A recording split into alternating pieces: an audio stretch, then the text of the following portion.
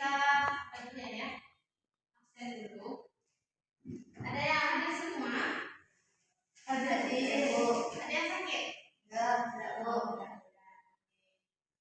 Oke, untuk memulai pelajaran kita hari ini, mari kita sama-sama membaca doa dengan membaca basmalah. Bismillahirrahmanirrahim. Oke.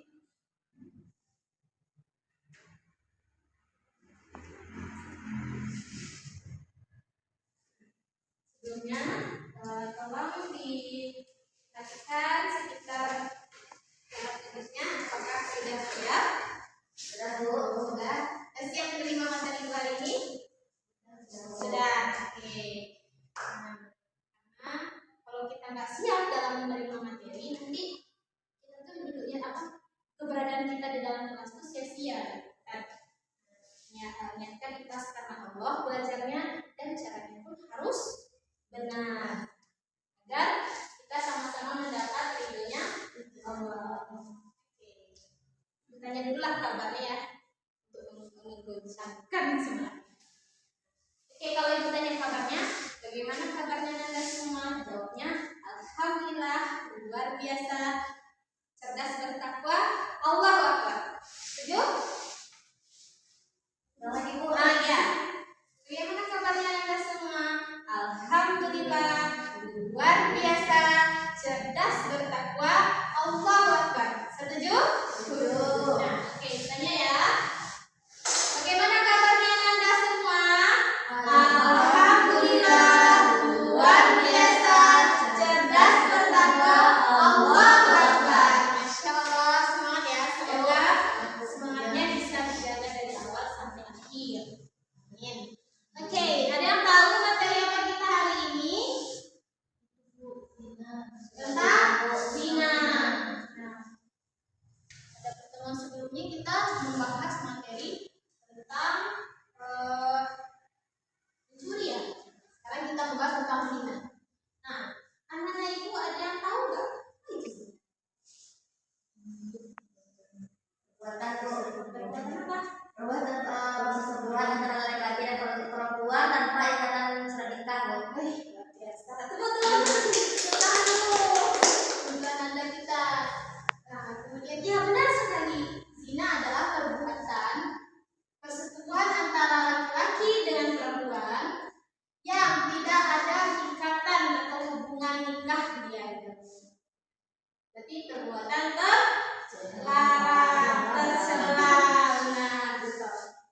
Nah, dalam Islam hukum zina ini adalah haram. Tertulis di Al-Quran surah Al-Isra ayat 32. Siapa yang ingin membacakannya? Oke, silakan Tiara, dibesarkan suaranya.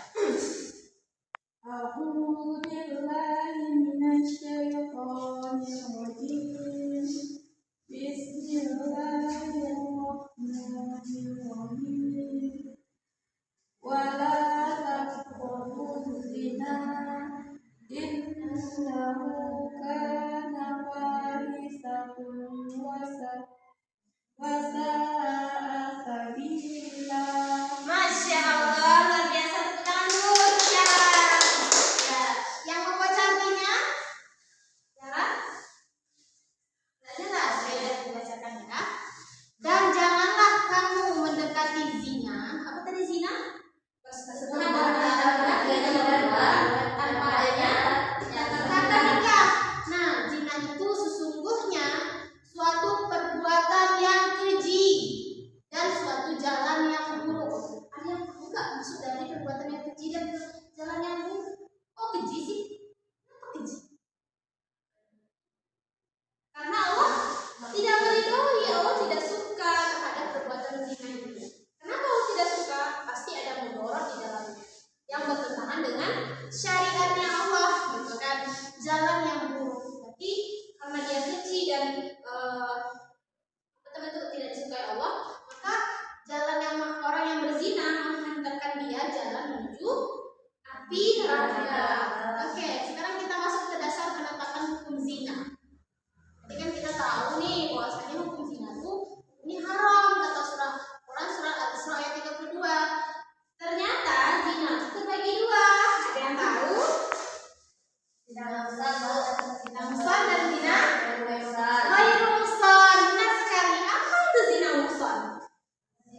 Zina yang dilakukan oleh orang yang sudah nikah dalam ikatan pernikahan. Ya, benar sekali. Zina muhsan adalah zina yang dilakukan oleh orang yang sudah menikah. Maksudnya gimana nih, Tiara? Tiara tahu nggak apa maksudnya? Enggak tahu. Boleh melakukan hubungan suami istri, bukan dia sudah halal tuh. Kan dia menikah nih. Ya. Terus kenapa dia nggak boleh berzina? Begitu kok. Dia itu udah nikah cuma melakukan hubungan perzinahan, hubungan suami halal dengan yang lain. Itu dia yang lebih tepatnya. Jadi maksud dari zina muhsan ini bukanlah dia berzina dengan istrinya, tetapi dia berzina dengan wanita selingkuhannya. Maksudnya wanita lain ya. Nah, kemudian yang kedua adalah zina ghairul muhsan. Zina ghairul muhsan ini apa? Yang dilakukan oleh orang yang belum menikah. Ya, benar sekali. Berarti dia belum pernah mencicipi yang namanya pernikahan ya. Makanya Allah Rasul katakan dalam hadisnya, ya masyarakat syabab, man istata'a minkumul ba'ah falyatazawwaj. Wahai pemuda, barang siapa yang sudah sanggup. Sanggupnya dalam artian apa nih? Sanggup lahir, sanggup batin. Dia sanggup dalam segi menafkahi. Nah, nafkah itu kan bukan cuma satu ya. Nafkahnya ada nafkah lahir. Apa nafkah lahir? Kayak makannya, kebutuhannya, gitu kan? Dia tempat tinggalnya, bajunya. Kemudian nafkah batin. Apa nafkah batin? Kasih sayang, perlindungan, ya kan? Itu kan gunanya menikah kan? Untuk menjaga kehormatan wanita. Karena dahulu ketika zaman Rasulullah itu wanita tuh diperjualbelikan, bahkan wanita tuh dijadikan barang undian. Dulu kita tahu kan bahwasanya wanita itu dulu apa orang ketika seorang suami yang pergi berjudi. Nah, yang ditaruhkan apa? Istrinya, gitu kan? Tapi dengan datangnya Quran surat Al-Isra ayat 32 ini mengangkat derajat kita sebagai seorang wanita. Itu maksudnya. Oke, kemudian hikmah diharamkannya zina. Oke, yang pertama, coba bisa baca? Kecil lagi.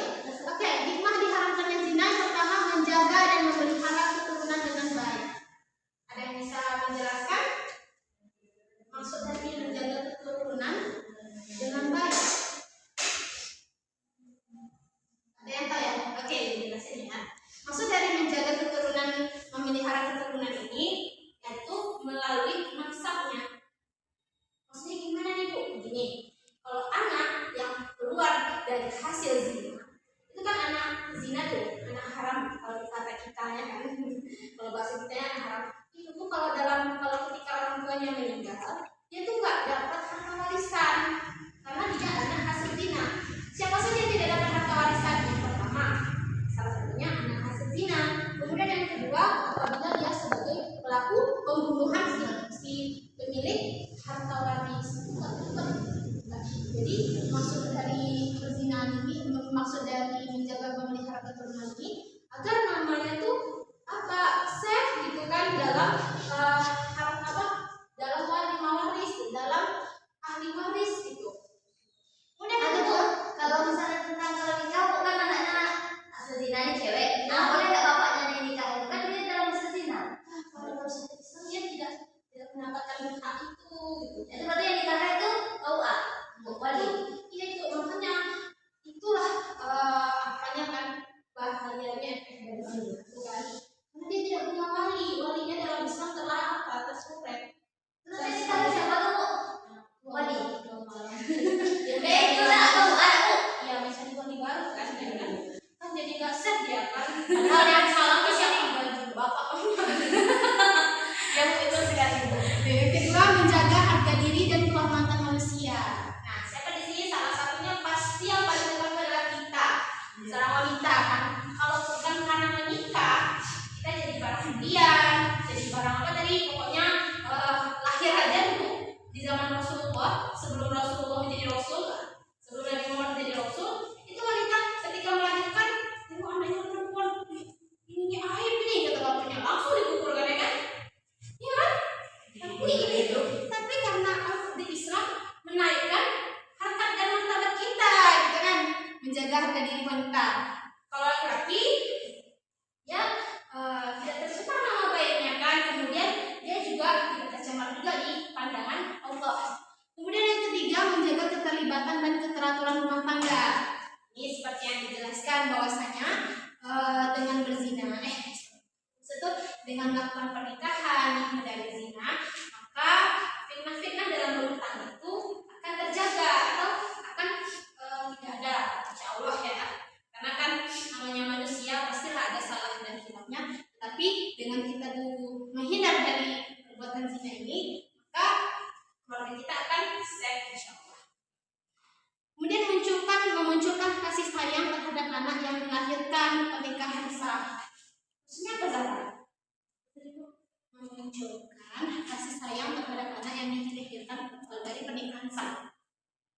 Kenapa dia sayang terhadap anak yang keluar dari hasil pernikahan dibanding anak yang keluar dari zina?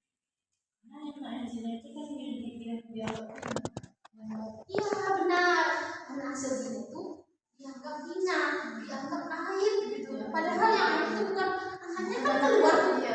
Dia baru keluar dari lahir daripada dia kan. Makanya benar masalah. Kenapa dia dianggap aib? Padahal yang bikin aib semuanya, gitu kan? Tapi kan kayak gitu kan dari hukum sosialnya kan. Tapi sebenarnya bukan anak itu yang haram, tapi perbuatan orang tuanya yang haram.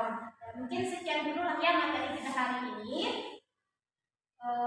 Ibu kasihlah ibu betul lah kelompok ya.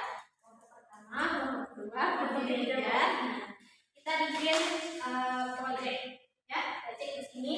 Tugasnya yaitu Ananda mencari fakta dari media sosial mengenai perilaku zina ini. Apakah dia zina termasuk zina muhsan atau zina ghair muhsan, itu pilihannya salah satu. Kemudian kritisi, tentukan apa penyebabnya. Kemudian yang kedua, bagaimana cara penyelesaian. Oke, bisa dipahami? Dan mungkin sekian dulu lah ya pembelajaran kita pada hari ini. Mari kita sama-sama baca hamdalah. Alhamdulillahirabbil alamin. Mohon maaf ya sebagai orang manusia yang jadi. Assalamualaikum warahmatullahi wabarakatuh. Waalaikumsalam.